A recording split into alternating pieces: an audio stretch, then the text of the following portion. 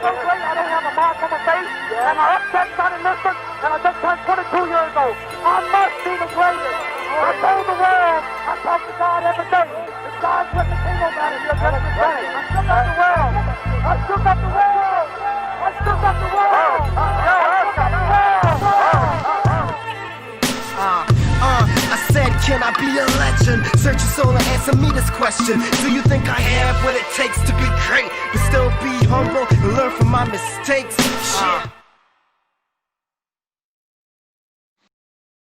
Good night and welcome everyone back to your favorite sports show. We have an awesome one in part for you. I'm here excited. I'm here stumbling over my words because we have Wes Hodkiewicz, Packers digital reporter, to talk all things Green Bay. And you know I have on my Aaron Rodgers, so I'm here to talk about it.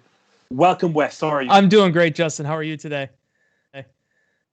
I'm great because, well, Saturday happened, so I am doing extremely great. So I can only imagine how you're doing. Quickly, how is the mood in the camp? It's incredible. This whole season, Justin, since the very beginning to where you're at now, the last 5 months have just been like this incredible roller coaster ride with a lot of more ups than downs. And I just think the excitement, the anticipation, it's all built to this moment. And being in that stadium on Saturday with, fans smacking their signs against the bleachers and people just hooting and hollering, it was like this big release, I think, for a lot of folks that have not been able to be at Lambeau Field this year. And just the way the players fed off of that, that was the most I've covered the team now full time for 9 years. And that was the most energetic, enthusiastic week leading up to a game that I can recall. Even the last 2 NFC Championship games that I've covered, there just was so much enthusiasm that I think it made for a really special moment. And people are geeked up. They're ready for this. They think this is going to be a really fun weekend.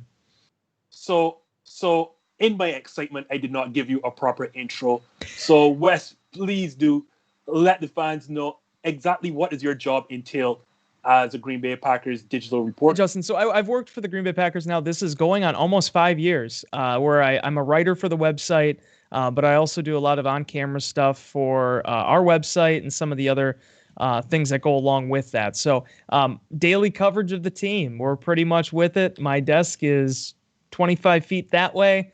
I'm using one of our makeshift studios that we set up because of COVID, that we can't actually be in our normal one usually. So we've kind of adapted, we've adjusted. And yeah, whether it's writing on our site, doing some videos, our podcast that goes 2 times a week, Packers Unscripted, a lot of different small things that we do that sort of lead up to a pretty big production. So basically you have the best job in the world. That's what a lot of people tell me, yes. All right, so let's get right into it because a lot of people are not here to hear me. They're here to hear you. First, what kind of access do you have to the players, and what would you describe your relationship with them? In a normal year, it's incredible. I always tell the story. There's a lot of the cool features that I've been able to do the last few years have come sitting with guys, in the cafeteria or even in some of the chairs over by the players area. Just getting a chance to get to know guys a little closer. I covered the team on the other side of this critically for the newspaper for 5 years before I came over with the Packers, and just seeing the difference between that relationship with players to some of the relationships I've been able to cultivate on this side of it have been really rewarding. And on top of that, I mean, it's just finding our way in this, like anybody with the COVID era, and we can't go down there and hang out and say hello and be able to get, face-to-face interaction like that. I've still yet to meet the Packers rookie class, many of whom have had a big impact on the season. I haven't met them face-to-face. I did a profile on John Runyon and Chris Barnes and a lot of these guys, and yet I've still never been able to do that. So that's an unfortunate reality, but we've all adapted to it. So the other 4 or 5 days a week, just like we're doing right now, you kind of get to know people on video and make the most of it. So it's been a difficult, challenging season, but also really rewarding in a lot of ways as well. Well, we're going to talk about how rewarding it is because Packers are back where they were last season in the NFC title game. But yet some things have really changed. The offense you saw really struggled somewhat last season. What has been the difference between last season's unit and this record-breaking unit that you're seeing in front of you right now? The analogy that I keep using, Justin, is that it's kind of like the first time you make like a really good recipe, whether it's a cake or a stew or whatever. The first time you do it, there's always going to be things you have to work out, right? And then the second time it gets a little better, and the third time it gets a little better. And I just think that that's what happened this year. It wasn't necessarily that they made any drastic changes from what Matt LaFleur wanted to do offensively last year, or they've changed all this personnel. They just kind of grew into themselves a little bit. And I think that's made a major difference. And going from 13-3 last year to 13-3 this year, there's just such a different feel about it. And obviously they ended up being the top seed in the NFC during a season in which there was only one bye in the conference, which was critical. So I just feel like this team got to know each other better. The players in the locker room, the coaching staff, and the guys underneath them. And more importantly, that relationship between Matt LaFleur and Aaron Rodgers, the thing we talked about from day one, them being able to get on the same page. It's just been really interesting and unique to watch LaFleur grow with Rodgers. And that goes with LaFleur knowing the type of plays that he wants to draw up, the innovation process with the offensive coordinator Nathaniel Hackett. And then on the other side of it, Rodgers also having the trust in the coaching staff to know that they're going to be in the best play possible, and they're going to have a game plan that is going to be really malleable to take on all of this competition. So that's what led to it. I don't know if Aaron Rodgers will be the MVP. My hunch is he will be. But come on, say it. We're on the show. This is a Packers podcast. He absolutely unequivocally should be. He played at that level. His passer rating, the second best in NFL history. Only himself, which spoiler alert, was also an MVP season. So he is the MVP. But until I'm just the kind of guy that's always the bird in the hand versus the two in the bush, right? So, but I mean, for him to be able to play the way he did this year in LaFleur's highest scoring offense in the National Football League. You saw what they did last weekend to the top defense in the National Football League. I just feel like there is so much momentum and positivity right now in that locker room that this is the best I think I've felt about a Packers team going into an NFC title game during the time in which I've covered them. Well, for me, and I've seen them, I want to say, since the mid-90s. And so age myself right here, I've seen them since his first year with the Packers. And it feels like, to me, the most complete team since, I want to say, 2014, when in my mind, we should have won the Super Bowl then as well, didn't get past Seattle. But those are bad memories. We won't talk about that. A lot is being made about where Aaron Rodgers is in his personal life. Do you think that has a lot to do with the success that you're seeing this year? Because you're seeing him on Pat McAfee's show, a lot more access to him. What do you think of this? Yeah, I just think there's a peace of mind that he's sort of tapped into this year. And I think that goes for anybody in any walk of life. When you are in a good place mentally, everything else is going to fall in line with that. Apples are going to taste sweeter. I mean, the air is going to just smell a little better. I mean, that's just the way that I think when you see someone that has made probably a series of changes and maybe just even appreciating certain things a little bit differently, he just seems to be capturing the moment a little bit more this season. And I don't know everything that's played into that. We got kind of an idea of just being able to promote positivity has been a big thing for him, and just having, kind of tilting his mindset a little bit. But I mean, you look at the production on the field and how much fun he's having. I don't know if you saw, those clips from Saturday night where, he's smiling when he's in these checks, and he looks like a kid having fun again. And, I talked with James Jones last week, former Packers receiver, now an analyst for NFL Network. And he said, I want to put a plug there quickly. I have a selfie with James Jones. Yeah, just want to put that out there. Great human being, very awesome guy. And he's just said, he's like, if you didn't know better, if you took away the jersey and the year and everything, he looks like a 22-year-old out there just having fun again. And I just think that's been such a big key for him being able to tap into it, because he's always had it, Justin. The arm didn't go away. The talent didn't go away. It's always been there. But just finding the right pieces to instill around him in an offensive scheme that excites him and he likes, I just feel like everything's lined up for them. They have to win 2 more games to get to the ultimate goal, set up for them to do so. Yeah, I'm quietly confident over here. I try not to brag with my friends, but in the back of my mind, I'm thinking first Sunday in February, I have some celebrating to do. But in talking to my friends and fellow podcasters, I get the sense from the outside looking in, a lot of people think that this team is just Aaron Rodgers and Devontae Adams. Do you get that sense? Because for me, the strength of this team has been the line this year. So I don't know if you feel that way, and do you also get that sense from people on the outside looking in that they think this is just Aaron Rodgers and Davante Adams? Yeah, it's a great question, Justin, and it's an interesting thing that you point up coming off of that game against LA, because I thought that performance really showed how deep this team is at so many different positions. I mean, the fact they were able to dial up a game plan that incorporated all three of their top running backs, Aaron Jones, Jamal Williams, and A.J. Dillon, until he got hurt. All of those guys had a role. You saw some of the two-back stuff they were doing.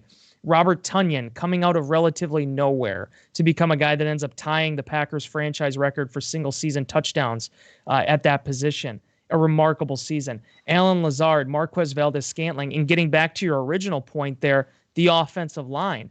You know, David Bakhtiari is probably a future Hall of Fame left tackle in this league. You take him out of the equation. Billy Turner, who's already played right guard. He's already played right tackle. Well, now you put him over at left tackle, a position he played only one time in the National Football League up until this season, and he's been able to hold his own. Rick Wagner, the former Wisconsin right tackle that has stepped in at right tackle. What he's given them this season as sort of to many, a kind of a throwaway signing in March that people didn't really think much about. He'd been released from Detroit, showing that he still has a lot left to him. And then honestly, Elton Jenkins, and certainly obviously Lucas Patrick stepping up, but Elton Jenkins, Corey Linsley, arguably the two best at their position right now, playing the way they did, the versatility that Jenkins has, frustrating Aaron Donald the way he did.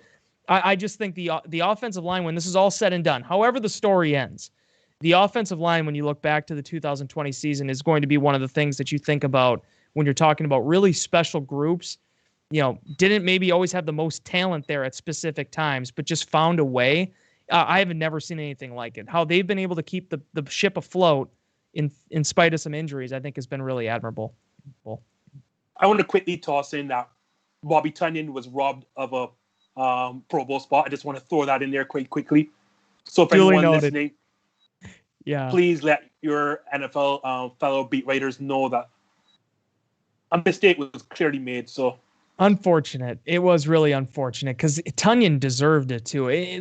This happens all the time. You see it. I've seen it countless times in the National Football League where a guy will get Pro Bowl the year after he probably deserved it, or before the year after he's arrived. And Tonyan might be in that position, but it was funny when the list came out that day and I was looking at it and I saw that Evan Ingram made it over him. We had so much other stuff going on. You know, the Packers had, what was it, 6 guys make it or 7 guys make it? And we had all these things that we're kind of clamoring to do, and Linsley wasn't on the list, and that surprised me. Yeah, it did as well. But then when the dust settled and I went back and looked at it, I'm like, okay, TJ Hawkinson, I get it. But then when I saw that Evan Ingram and I computed the season that Ingram had, I was like, my goodness, I have no idea like what people were thinking. But be that as it may, I know Tonyan. He's not concerned about it. He wants to win a Super Bowl. But if he, as Davante Adams, I believe, was the one who said it, if you keep playing this way, same thing with Jair Alexander, you're going to get noticed and people are going to catch on. It's unfortunately, sometimes it's just, you'd officially arrived. Yeah, I remember that post from Davante. Speaking of him, let's get to that great matchup he had with Jalen Ramsey. Actually want you to kind of, for our fans, break down Saturday's playoff game against that vaunted Rams defense. Like, how did the Packers win? Well, the first thing they did was they just ran it right up the middle.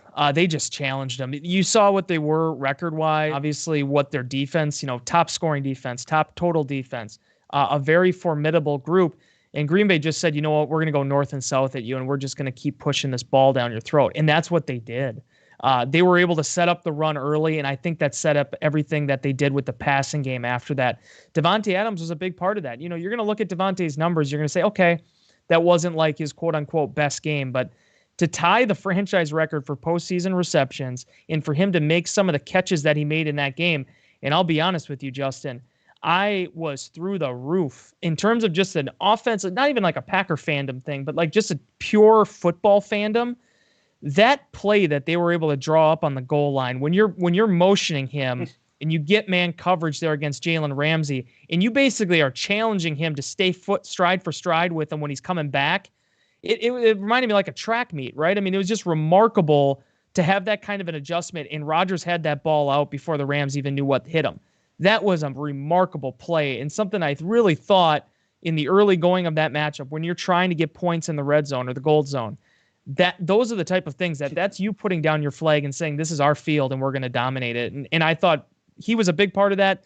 And for them to be able to, you hear it all the time, they marry the run and the pass, and being able to give those similar looks, all the big plays that they hit on in the second half, I think were based on stuff that they showed in the first. The play for me with Devontae that really showed me that this was no longer a contest was a slant. I'm trying to remember if it was the third quarter. And Devontae just beats him straight up off the lane. All footwork. Yeah. I think it was Chris Collinsworth that said it best, and I only noticed it early in the season. He says Devontae Adams is one of the receivers that he doesn't use his hands at the lane at all. And I started to say, because I know he has the best release, so I started to look back, and I'm like, he doesn't use his hands. How does he get so free on these releases? He just gave him like a split stutter step, and then boom, he's gone. And I'm like, this is arguably the best corner in the league, and that's what you did to him? Wow.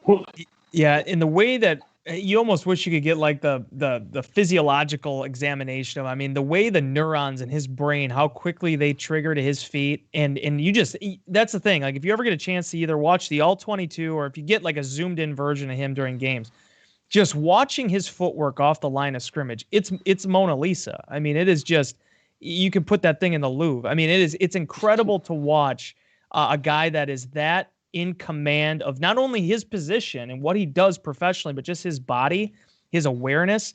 It's second level, man. And it is what allows him to succeed. I know he talks about it all the time. He would time faster today, 4.4, than he did at the combine 6 years ago, 4.5. But from day one, you could see something special there with his footwork. And when he's right, when he's healthy and his lower body is good, there's no one better in the National Football League than Davante Adams.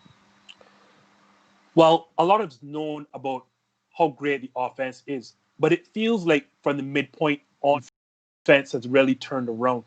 What has changed? And I know a lot has been made that the two rookies, Martin and Barnes, taking over the Mike spot. Is this your assessment of what's gone on that defense? It was interesting earlier how you mentioned you felt like this is the most complete team since 2014, and I agree with you in that. The one thing that is interesting about the adjustment, because I feel like I draw a lot of parallels between the 2020 defense and the 2014 defense. Now, they didn't make a drastic adjustment like Clay Matthews moving to inside linebacker, but this defense has performed differently in the second half of the season as players have fallen into their roles, and I think the first one is Chris Barnes. I feel like, with him being an undrafted rookie, people are going to look at that right away and they're going to say, okay, you're going to keep modest expectations for him. This guy was a find. And it's not like he came from, no man's land, college and wherever. I mean, he played at UCLA and he was a pretty big recruit for UCLA. Somewhere along the line, scouts just kind of didn't follow him. They didn't give him that respect, and I think he's proven them wrong because while he may not have some of the speed attributes or some of the physical attributes that people look for at that position, there's something going on in that head with how quickly he can not only relay calls but diagnose an offense. He plays several tenths of a second faster than whatever he timed, and him settling into that Mike role has been critical for them. Beyond that, Christian Kirksey then being able to be the will in the nickel, I think that uses his athleticism a lot better. I think you've seen his repertoire sort of expand, and that's gotten more playmaking ability out of him. And then certainly Kamal Martin has filled in as well. But beyond that, Justin, it's guys like Adrian Amos stepping up in their second year in this defense. It's Rashawn Gary being able to make a big jump, I felt, in year two. A guy that's still only 23 years old, has so much good football in front of him. You knew Zadarius Smith. You knew some of these guys are going to be good. Jair Alexander is going to be in the conversation very soon here, if he isn't already, for the best at his position in the National Football League. One thing after another, when you have that much talent, when you have that much athleticism, along with the defensive scheme that I think guys have comfort in and they have confidence in, it's going to set up for good things. And now that they're being able to stop the run and Kenny Clark is healthy, it's just everything is coming. It's Avengers Endgame. It's just everything is coming together at the very end here. And I think what you're seeing is a lot better production in the second half of the season, specifically in this last quarter. Well, the last quarter starts or may end with Tom Brady, none other than arguably the GOAT. Break down this game. What do the Packers have to do to avenge that. I think it's week 6 loss. Yeah. To the Buccaneers. The first thing I do is I turn on the first quarter of what New Orleans did against Tampa Bay, and then I shut it off after that. I think the Saints had a really good plan, and I don't know if it was just because of the execution or the fact that they got thrown in some really tough situations with the turnovers late that they sort of lost some of their steam. But that first quarter, they had a really good pulse on Brady and that offensive line, and they were able to create some opportunities off of it. What do they have to do?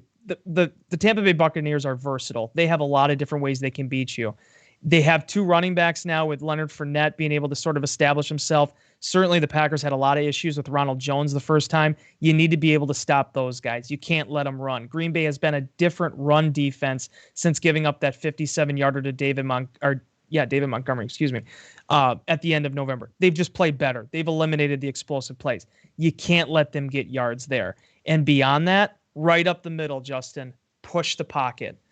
Tom Brady gets it out fast, just like Drew Brees traditionally gets it out fast. You're not going to have 4 seconds to get after him every time. But the more you can collapse the pocket, the hotter you make that area for him, the more you're going to be able to control the tempo of this ball game. And more than anything else, the Packers have to win the turnover battle this time. They didn't do it in Tampa Bay. They got off to a fast start, had a couple turnovers, weren't able to get those back, and the rest was history.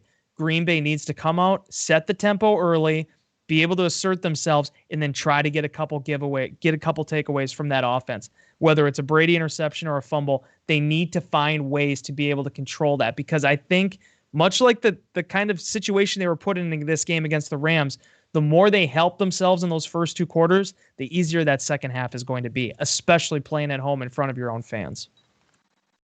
I know that this is your first time on the show, but we like to put people on the spot in that chair. So, Wes, you have to give us a final score. That's a good question. That's a good prompt. I'm gonna go with I'll go 31-21. Let's do that. Or maybe, you know what? 31-23. Let's go. I want to do something a little different.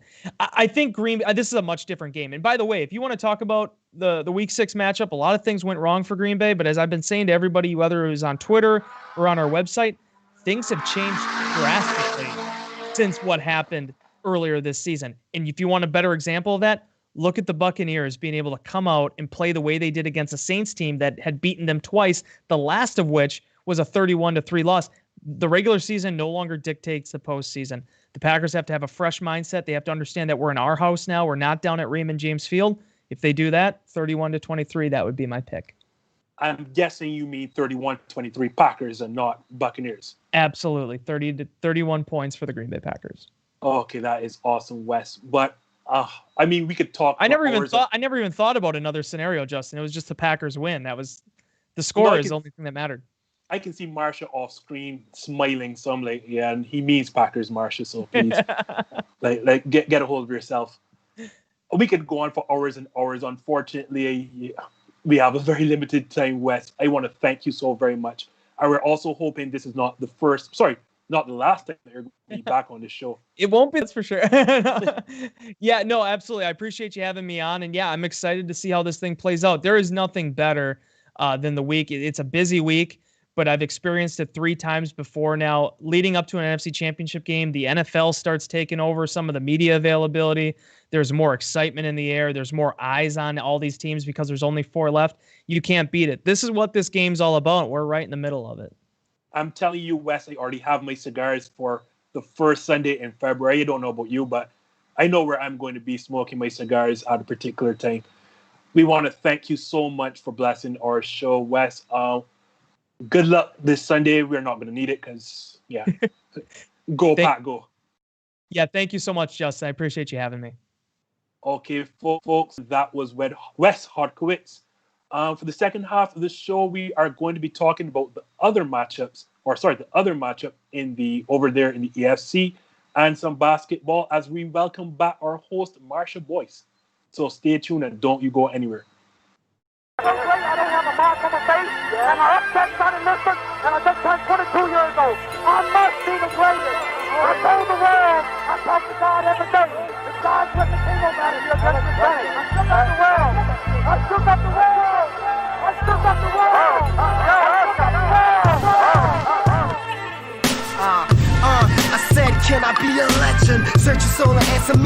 question. Do you think I have what it takes to be great, but still be humble and learn from my mistakes? Shit.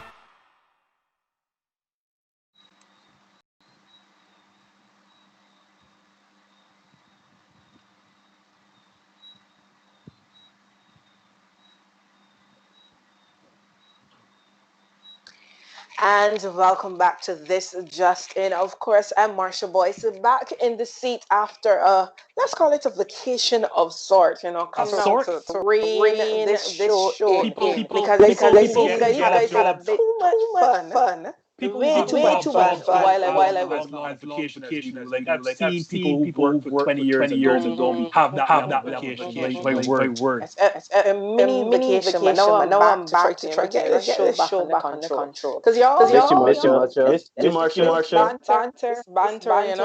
y'all were doing the most. But guys, I just want to start by saying it's good to be back. As Justin mentioned before the break, we are going to the other half of the NFL as looking to some NBA action because a lot has been happening in the NBA as well. So first of all, let's start with the Cleveland Browns. That was one of the talking points coming out the weekend of football. The Browns lost.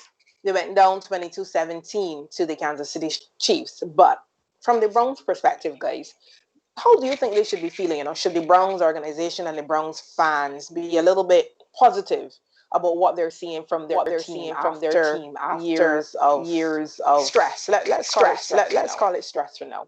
Justin, I'm going to start with you. I'm a bit split.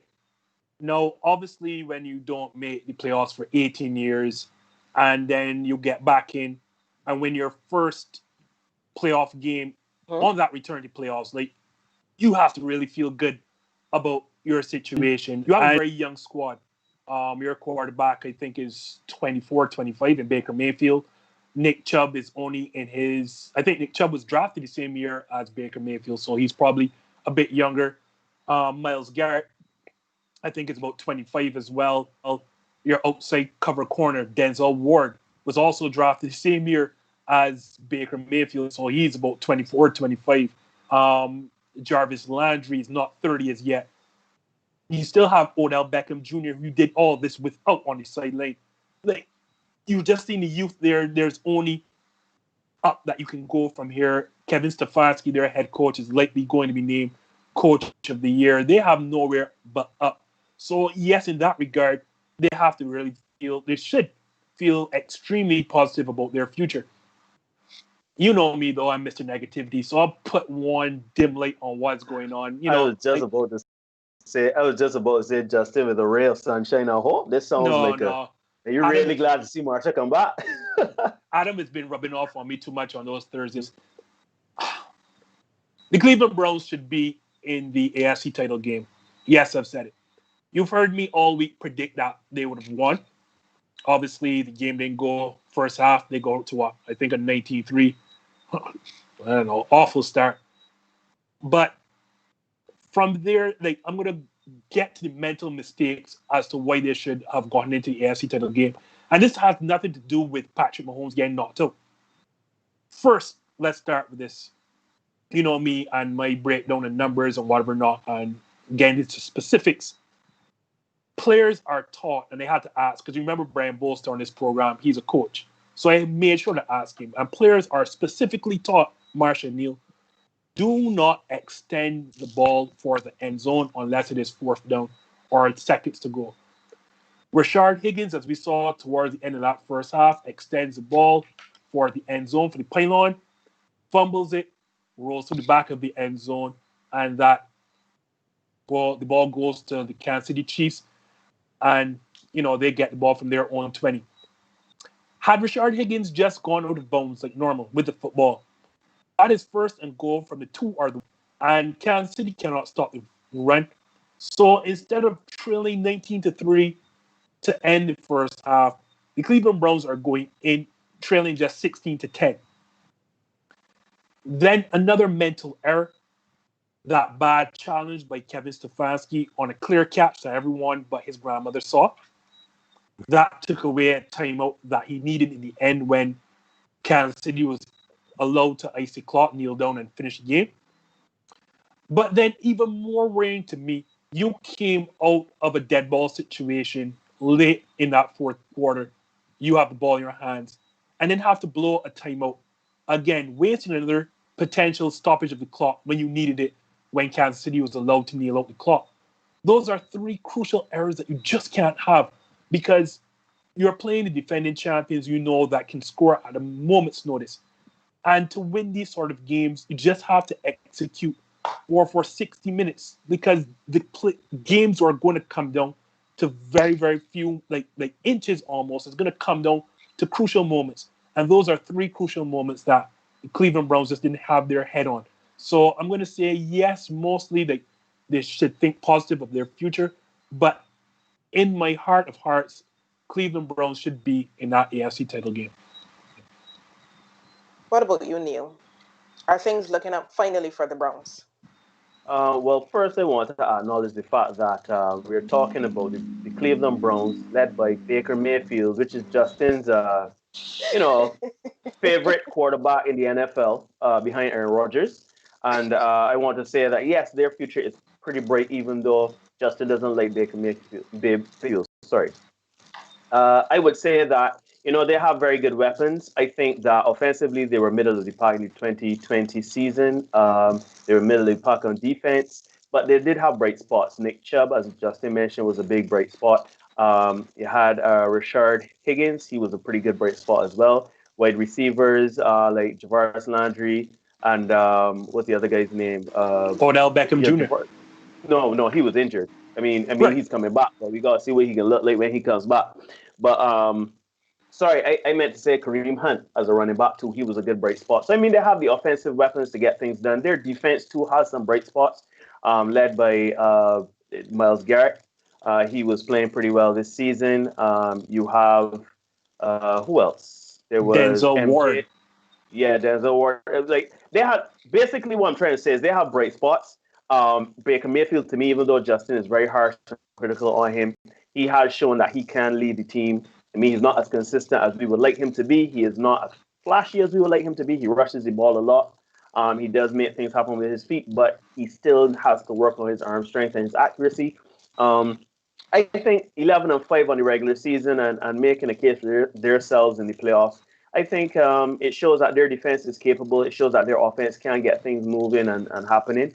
You gotta wait to see on what will happen with Odell Beckham Jr. And I don't know if they can make any additional changes, whether it be in the coaching staff or their offense. But I think they have a lot to look forward for. They didn't beat anybody noteworthy in the regular season, so they have to look at getting some of those regular. And even lost some close games to teams that one would consider inferior to them. I don't want to say my Raiders, but my Raiders. But yeah, other than that, New York. And the New York Jets. And the New York Jets. So I think they have a lot to look forward to, as Justin said. Justin did break down what happened in their last playoff game. But yeah, I think they have a lot to look forward to. Well, me, I love an underdog, so go Cleveland Browns. So that's where I'll stay. But another talking point coming out of this game was the injury to Patrick Mahomes. Now looking ahead to this AFC title game against the Buffalo Bills, what kind of an impact will this have on the Chiefs? Mahomes, he went down late in the third quarter, a concussion. Preliminary reports suggest that, he will be eligible to play. However, there's an independent protocol that has to be followed, and he has to be cleared by an independent specialist before he can take to the field. You also heard about this toe injury that he also sustained during that game on Sunday, which seems to be getting better, so to speak. But Neil, now I'm going to come back to you first. What kind of impact do you think potential Mahomes injury and him missing that game, if it should come to that, will have on that matchup against the Bills? Well, I'll be honest to say that, granted, the Kansas City Chiefs, they did rally last night after Patrick Mahomes went down.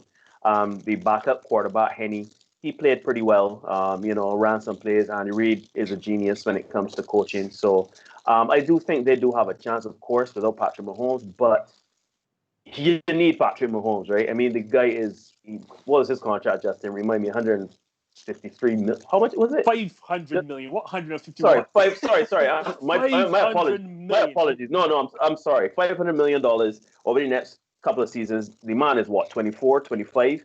He already has a Super Bowl and a Super Bowl MVP. He is that guy. He is that player. So you do need him. You need all your weapons ready, but specifically a guy as dynamic and as charismatic as Patrick Mahomes at the quarterback position. If you don't have him, then you will find yourself in an uphill battle. Yes, the defense is capable. Yes, they can get some short yardage. Henny has proven that he is capable of making big wins. I think it was last season he did beat Justin's Packers.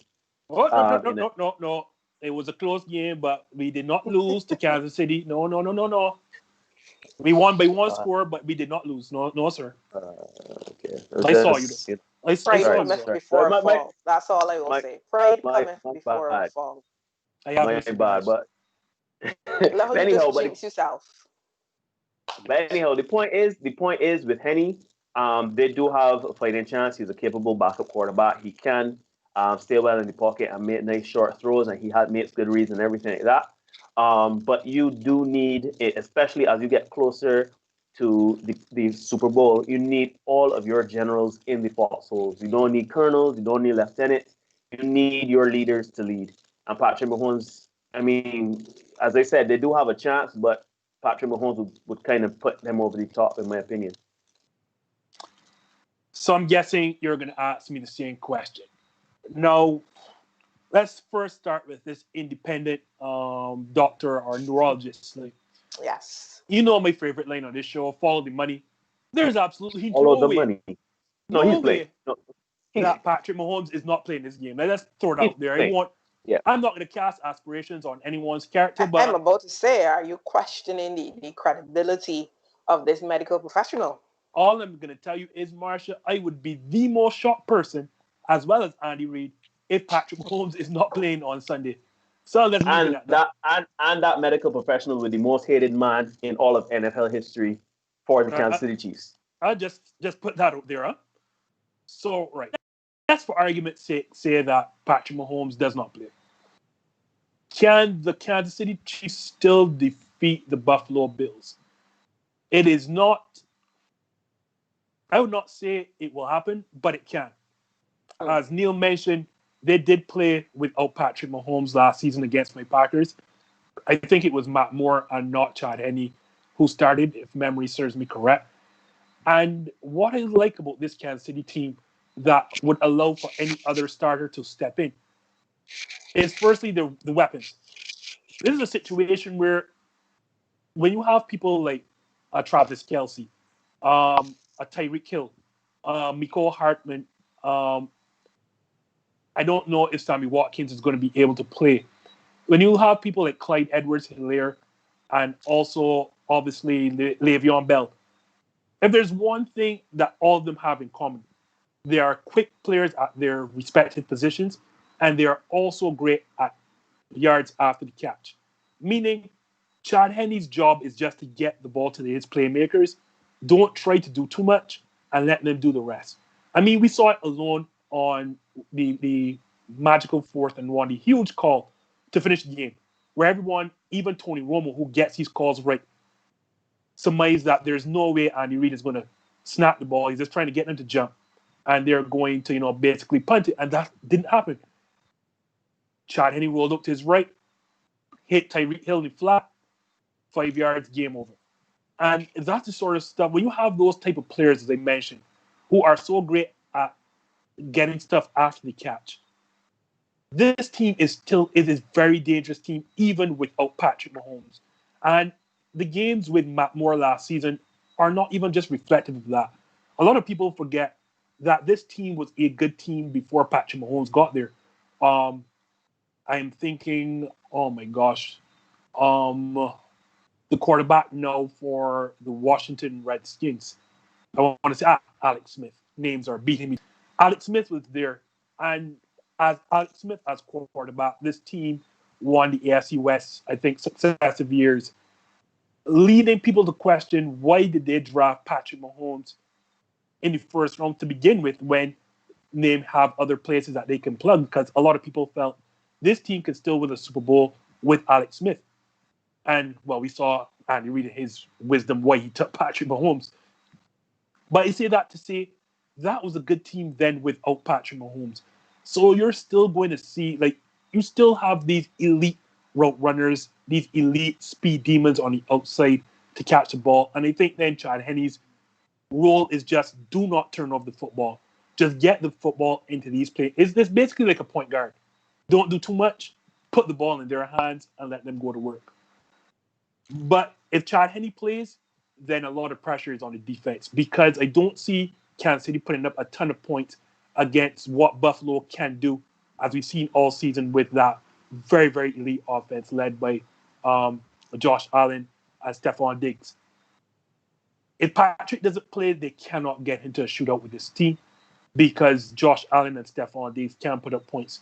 We did see against Baltimore, however, that offense can't be stopped because as much as they scored 17, 7 of those came on the picks from Marsha's favorite quarterback, Lamar Jackson. So essentially, they were limited to 10 points. So you can shut down that offense. I will say after all that, Kansas City can win this game, but my betting money would be that Patrick Mahomes needs to play. What about you, Neil? Do you think they can pull it off without Mahomes? Yeah, I mean, I agree with Justin 100%. They have the weapons. Andy Reid is a genius. Given the fact that having Patrick Mahomes would put them over the top, but they have Tyreek Hill, they have Le'Veon Bell, they have Edwards Hilaire. I mean, they have all these weapons. So, and their defense is pretty stellar. So, to me, they can do it. It's just that you want your best guys in the trenches with you, and like Justin said, he can play. Don't let's make any mistake here. He is going to play. So then, guys, definitively, who will win this matchup between the Kansas City Chiefs and the Buffalo Bills? Definitively, I just want to hear y'all say it. So sorry. Well, for the camera, I'm going to say Kansas City Chiefs. Patrick Mahomes plays. As I saw, apparently COVID is not a thing in Kansas City. So they're going to put 16,000 people back in the stands again.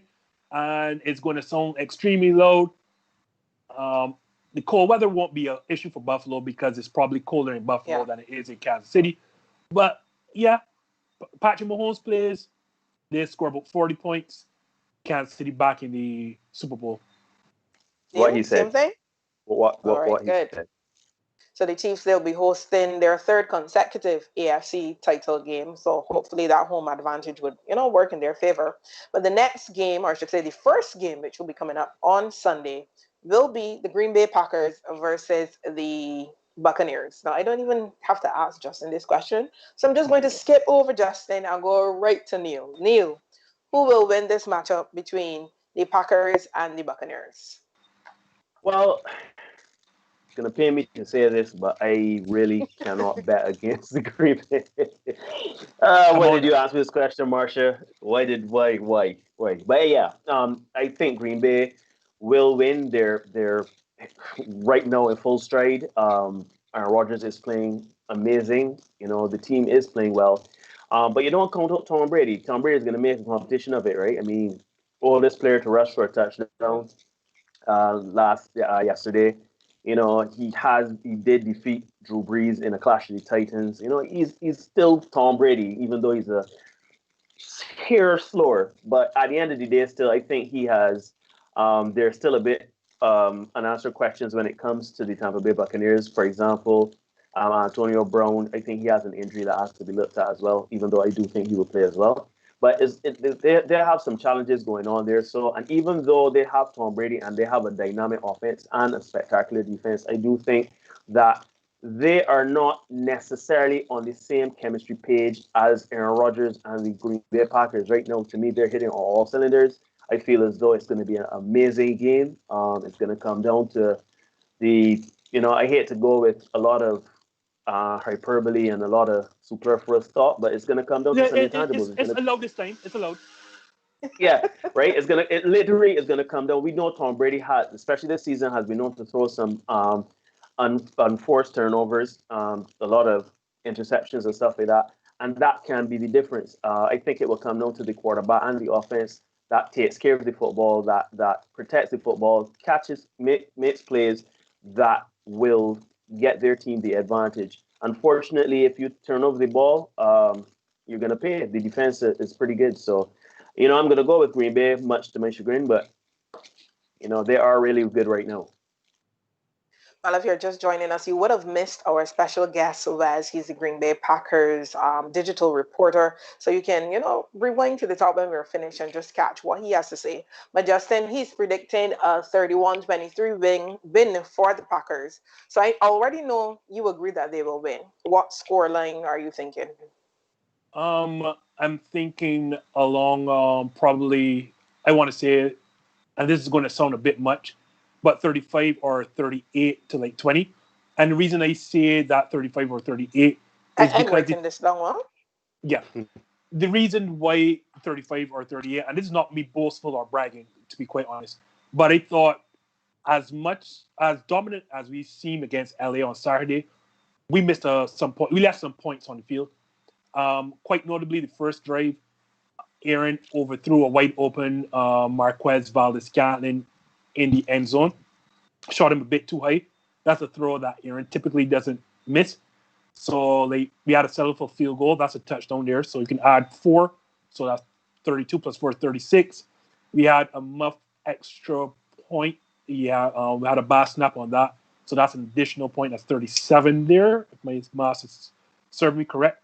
And then on top of that, Allen Lazard drops a dolly in the third quarter that started, I think it gave LA momentum, allowed them to get back in the game. And that's like a walk-in touchdown if he catches that. So that's another 7. So I don't have to do the further master. That's already over 40. This offense is really hitting all cylinders. I know that we got blown right out in that game in Tampa, but we're playing at home now. Things have changed since week 6. And as Wes and I alluded to, the strength is in this offensive line. And as you saw, we had our way with LA. And I'm not going to tell you that Tampa Bay is not here to play football. But there are some comments that were made by Devin White in week 6 that can tell you certain players have not forgotten, where he basically said that offensive line had no business taking the same field with them. And I can assure you that those comments did not fall to the ground. They were heard. So the same offensive line that bullied against the Rams, top-rated defense, I think it's going to come out to play against Tampa. And I mean, just like how Wes also showed, New Orleans swept Tampa Bay in the regular season. This is a team that wants that revenge. I'm not telling you that I would have preferred either Tampa Bay or New Orleans, but I can tell you that team wanted revenge or wants revenge. So if there's one team they wanted to come into Lambeau, it is Tampa Bay, especially for Devin White's comments. Ill-timed comments, I will say. As Wes alluded to, this team offensively, I won't get to defense. Offensively is just too good. You have 2 all-pro players. Well, one is not playing in David Bakhtiari on that offensive line, but you have an all-pro center. You have a Pro Bowl left guard who's played all over the lineup in, I want to say, Elton Jenkins. You've heard me earlier say too many people think this team is Aaron Rodgers and Devontae Adams, and they have been spectacular this season, a record-breaking season. But as you saw, Allen Lazard came up to play. What a lot of people don't know, Aaron Jones is the 4th leading rusher as a running back this season. You saw both Jamal Williams and A.J. Dillon had a huge impact. Bobby Tunyon, who I thought was snubbed for the Pro Bowl, led all tight ends this league with 11 touchdowns. This is a very, very vaunted offense. But most importantly, and I think Wes barely touched on it, these Shanahan disciples, and I mean Mike Shanahan, the old Denver Broncos Super Bowl winning coach, they have come up with this West Coast zone running scheme, right? And what has made this offense so tough to stop is that every player looks like the other. So when you think, okay, I've seen this play before, it's a running play. Out of that, no, you have 3 or 4 different passing concepts out of that running play. So then you see the counter and you say, okay, I've seen the strong play to that. I've seen the passing play to that. Sorry, the counter play to that. So I know what's coming. Then they have another counter to that. all of their plays almost look the same and their counters off of each other. It is just very hard to get beat on them.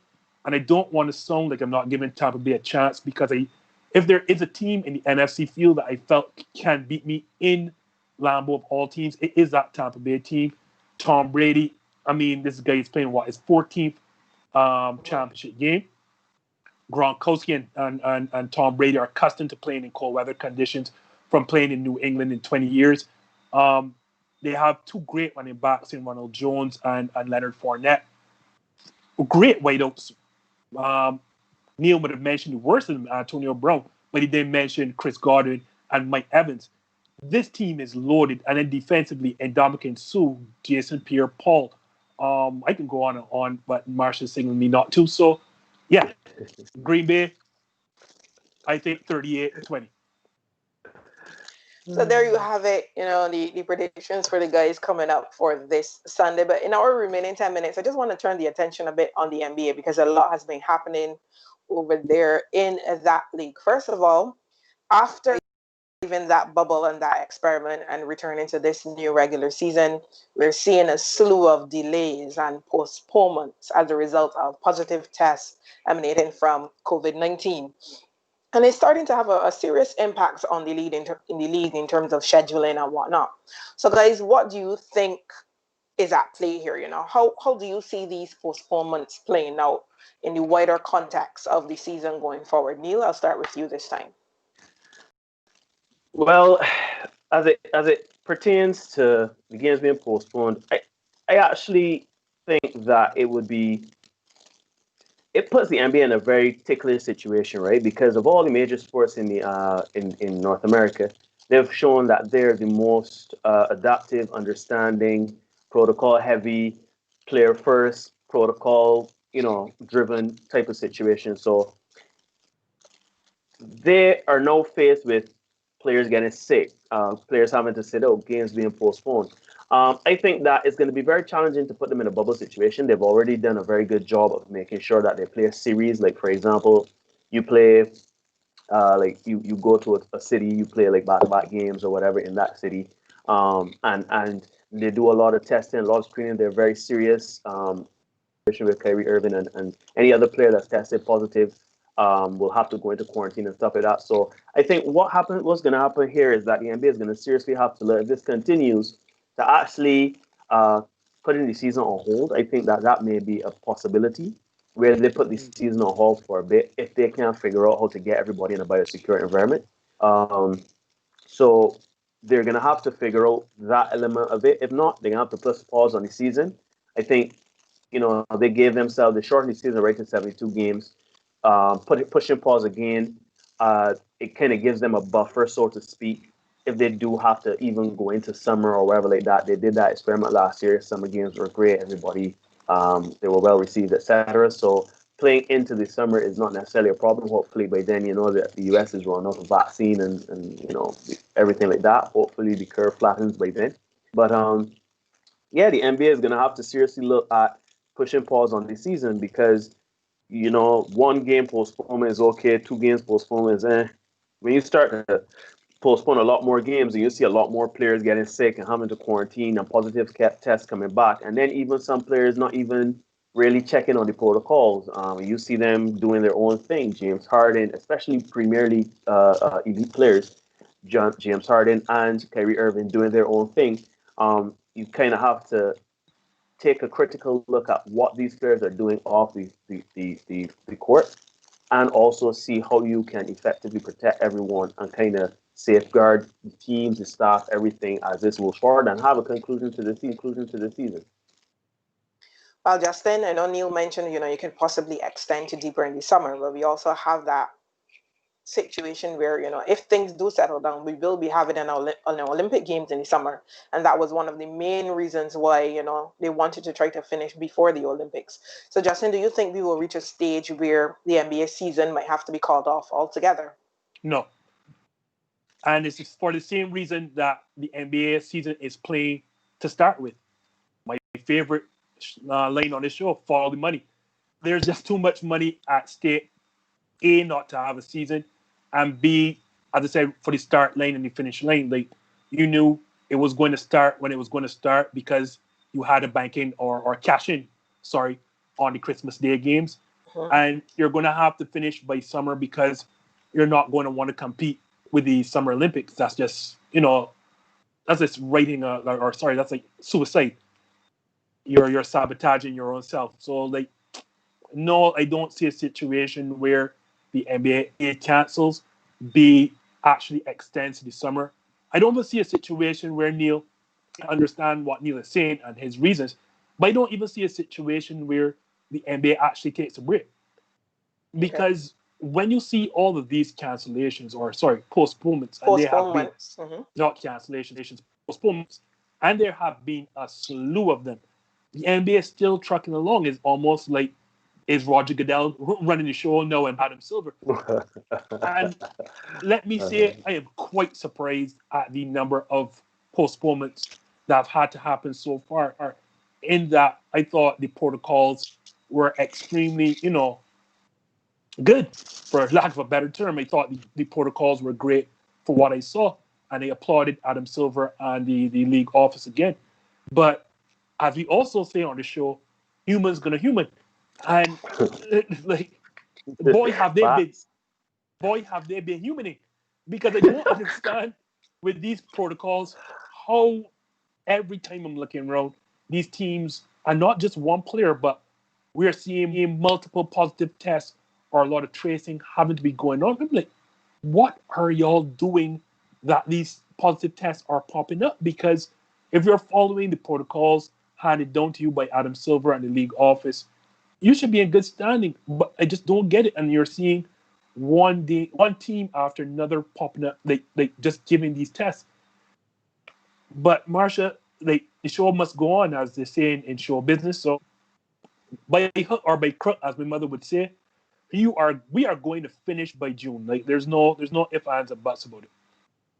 And then, guys, in our remaining minutes, just to quickly touch on two of the other headlines that dominated the NBA world over the last week. James Harden and Kyrie Irving. Incidentally, now all on the same side. So Brooklyn is where clearly all of the action is at. James Harden, for his part, is reportedly now happy and ready to go. Kyrie Irving reportedly on his way back and is looking to make his return.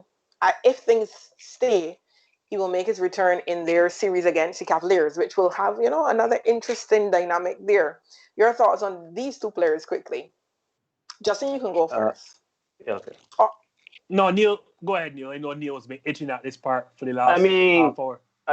First things first, let me speak on James Harden. I think that first things first, what he did in terms of quitting on his team and forcing his way out of Houston is it's the norm for players to do that are unhappy. I don't like it, but it's a player driven league, so that's what had to happen. But speaking more so on him going to the Nets, I mean, if you didn't think James Harden was a triple-double walking around, if you didn't think that man was 30 points and 14 assists just waiting to happen, you are mistaken. I know his last few games he averaged under 20 and he's been overweight and he's missed games and he's been lackluster and critical. Even the overweight thing seems a bit shoddy because all of a sudden he's looking very trim very quickly. I don't know if he has flat tummy tea or something. Nah, man. He does base trainers, man. He got base trainers. Man, we're base trainers too, Man, we're base trainers too. So, but no, in all seriousness though, James Harden could be fat. He can be, once he is engaged, once he is there to play and his mind is there. Justin and I spoke about this off camera yesterday. James Harden doesn't miss games. He comes to play. Even though he may be disgruntled, he may give you 1/2 effort or 3/4 effort. The fact remains, when you get an engaged James Harden on the court, he is going to give you points, assists. I'm surprised at the rebounds. And even in that debut against for the Nets, he even looked engaged on defense. Granted, he he blew a couple of assignments or whatever, but he even looked engaged, sliding his feet, contesting everything like that. Now, granted, it is the honeymoon phase for him, and he does have a chance to win a championship with his team. So, no, switching gears now to Kyrie Irving. I don't know why we decided to talk at the end, but you know what? Kyrie Irving to me is that guy that has been given everything, right? He has God-given ability and talent.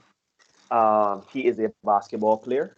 Granted, he may think of his play as art, which is fine. He does have one of the best handles, top 3 handles in NBA history. But the fact remains is that Kyrie Irving, he just, I don't know, he does not want to play basketball, or he needs to figure out if he needs to play basketball, because if they don't win a championship, if Kyrie Irving is still on this team come June, and the Nets are in the finals, Kyrie Irving could very well cost them a championship, or he could very well gift you a championship. Because right now, I can guarantee you that those players in the locker room do not know if they can trust Kyrie Irving to show up night in and night out. They don't know what they're going to get. Are they going to get engaged Kyrie Irving? Is he going to play well, but then he may give you 50 points in a loss and then throw his teammates under the bus, as we've seen him do before. So what they don't trust him as a teammate, as a person that can be very critical in the media, in very blunt about his coaching staff, about his players. He never is holding himself accountable for poor play or losses. And couple the fact that he picks up and leaves, disappears for personal reasons, and then you see him dancing a jig at his sister's 30th birthday party. Like, we don't know if we can trust this player. Fast forward to now, a lot of games now have to play between now and June. A lot of basketball has to play. And yes, it looks good now. We have those two guys, Kevin Durant with 42, James Harden with a triple-double, 32 points, 14 rebounds, 11 assists. They look good. Add Kyrie to that, who could be 30 points, 50 points, if he, whatever, he can still give you assists. But the point remains is that Kyrie Irving is the type of guy that can very easily cause a fracture in that team in a month, 2 months, even 3 months time down the road. Where now you see Kevin Durant on his burner phone, you might have a disengaged James Harden again, right? Kyrie Irving may go MIA. I mean, Justin and I talk about trading Kyrie Irving, which I don't even know if that makes sense, because nobody will want that toxic behavior in their locker room, and plus you'll be giving up a lot. Because you have to, you owe it to the Nets, to the organization, to see what happens in that team. But I feel as though, man, if they miss the deadline to trade Kyrie Irving and Kyrie Irving ends up still on that roster and there's friction, they may pay him to stay home. Just say, you know what, brother, just, you don't want to play? Have a seat. But he, sadly, is going to either gift them a championship, or he's going to take it away and cause a fracture in what could be one of the greatest teams coming out of the East all time. All time? Wait. Wow, all time. Speaking of superlatives. Wow. No. This is not even a joke. When you think about what Kevin Durant, Kyrie Irving, and James Harden are capable of on the offensive end, defense doesn't even have to play. Let's think about it. Apparently, because it won't play. No, it won't play. But think about Kyrie. Think about Kevin Durant having 42 points. James Harden with 32 points in a triple-double, right? Kyrie Irving adding a modest 25 points a game. Like, that is crazy. And the other teammates, I can't even say they're getting ready to fit in, because what Landry Shamet has to do, like, what does Dinwiddie has to do when he comes back healthy? What does DeAndre Jordan have to do but contest? Like, you have all the firepower you need in those three guys that can turn the tide at any point in a game single-handedly, let alone with other players. So I think that big three is so potent that you have to see it play out. And, Justin, I spoke on this show already saying we're here for the drama, because it can go one or two ways, and either way it can be spectacular to watch. Justin, Kyrie Irving, and James Harden. Ooh. So obviously we're running out of time, so I'm going to do this quick fire. I don't want to cast aspirations on Kyrie Irving's character, because what we have seen also is that this guy is a very charitable person. Today self, Kyrie Irving, if memory serves me correct, bought a house for George Floyd's family to live in. But the news came out today. We don't necessarily know exactly when the house was bought. Right, but the news came out today. Mm-hmm. This is also a guy who is, I think, currently paying the WNBA players' salary, because I don't think they're getting one due to the situation with COVID. So it is clear that this guy has his heart in the right place, for lack of a better term, or in certain scenarios. That being said, there we go. None of us can A, walk off our job, B, walk off our job and not tell our bosses that we are walking off the job, and C, walk off the job, not tell our bosses we're walking off the job, and break protocols designed in place while you are off the job. In the middle of a pandemic. In the middle of a pandemic. Yep. All of us would be fired immediately. On the spot. And this is not a team that is a run-of-the-mill team. This is not a team that is just looking at playoffs. When you put together Kyrie Irving, Kevin Durant, James Harden, two former MVPs and a All-Star Game MVP and World Championships MVP, you're looking to do one thing, and that is win a title. Finals are bust. So here's where or what Brooklyn should do in my estimation, and I think they're probably already trying to. You need to void his contract or find a way to void that contract. I'm quite sure they're on the phone with Adam Silver as we speak, because these myriad of offenses must allow you to be able to void this man's contract, especially as you are in the midst of a pandemic and this guy is partying with Drake and his baby sister. He's not partying, but hold on. I don't want cross-rate Justin, but you can't void his contract. You got to play out. You have to see it. And if you don't void his contract, you don't have to see Kyrie Irving, Kevin Durant, and James Harden play basketball together? You don't have to get at least 10 currently, the Nets games? are playing right now against Milwaukee, and out of that outcome, we will see what the Nets really are without Kyrie Irving. So let me quickly get and finish and wrap up this segment. Also, James Harden, as you said, James Harden doesn't miss games. He is a nightly triple-double or lately triple-double. So what he did in the first game is not by accident. We knew he was doing whatever he was doing in Houston to get out. He probably was putting on a fat suit, or either that or Black really does. No, there are such speculations on Twitter that he did indeed have on a bodysuit, a padded bodysuit. The man is Eddie Murphy and Nutty Professor? Neil, like, if you see him now, and I know. The time period is too short.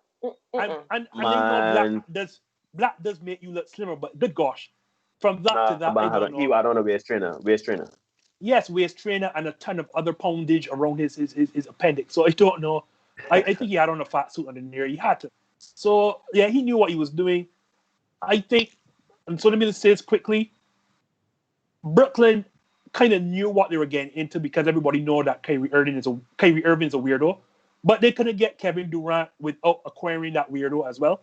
So I suspect that they knew they had to take on the weirdo. They got Kevin Durant, and they also knew that they may get James Harden. So if the price of getting James Harden and Kevin Durant is a weirdo, then fine, we take on the weirdo. But now we can find a way to void the weirdo's contract and move on. So yeah, that's my Brooklyn Nets in a wrap. And we can see without the weirdo, the team looks just fine. So yeah, I'd get rid of him.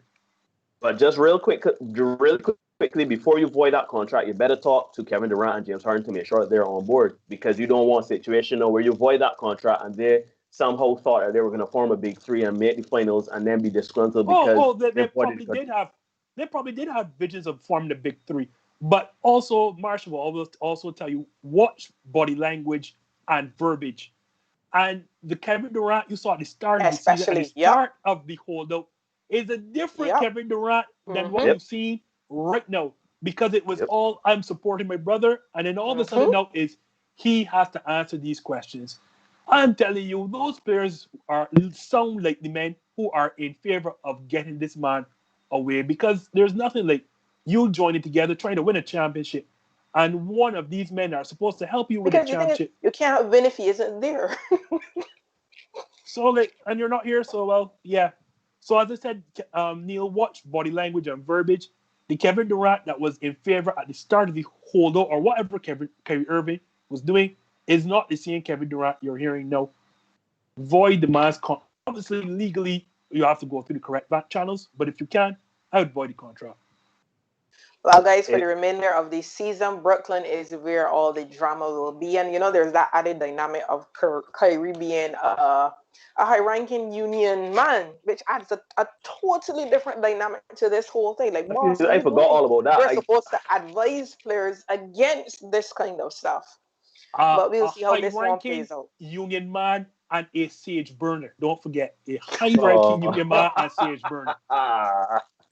So we'll see how this all plays out. Of course, the NFL action coming up this Sunday as well. The guys have made their predictions. Justin, you have the mailbag show coming up this Thursday as well. So I'm sure that one will be packed with the NFL predictions for this Sunday. But you can follow us on all of our social media platforms. We're on Twitter, we're on Instagram, we're on Facebook.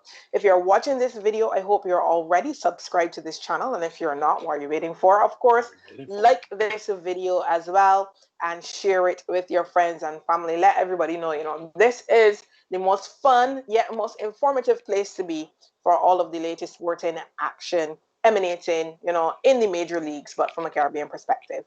That's it for us here on This is Justin and Marsha Boyce. I am the Justin of this Justin. Stealing my lines. I am the Neil Hoyt, still and always. Saying goodbye. Goodbye, everybody. Welcome back, Marsha. Woo! Yeah. Big up to Manchester United. How could I forget? Let me cut Shout your out to all Manchester United fans. Cut the mic. Table toppers in the English Premier League. Representing. Had to wear my red shirt today. Okay, bye now. We can say bye. Yeah, I cut your mic. I don't have a mark on my face, and I upset Sonny Lisbon, and I just turned 22 years old. I must be the greatest. I told the world, I talk to God every day. If God's with the king, no matter you're just the same. I shook up the world. I shook up the world. I shook up the world. I shook up the world. I said, can I be a legend? Search your soul and answer me this question. Do you think I have what it takes to be great, but still be humble and learn from my mistakes? Shit.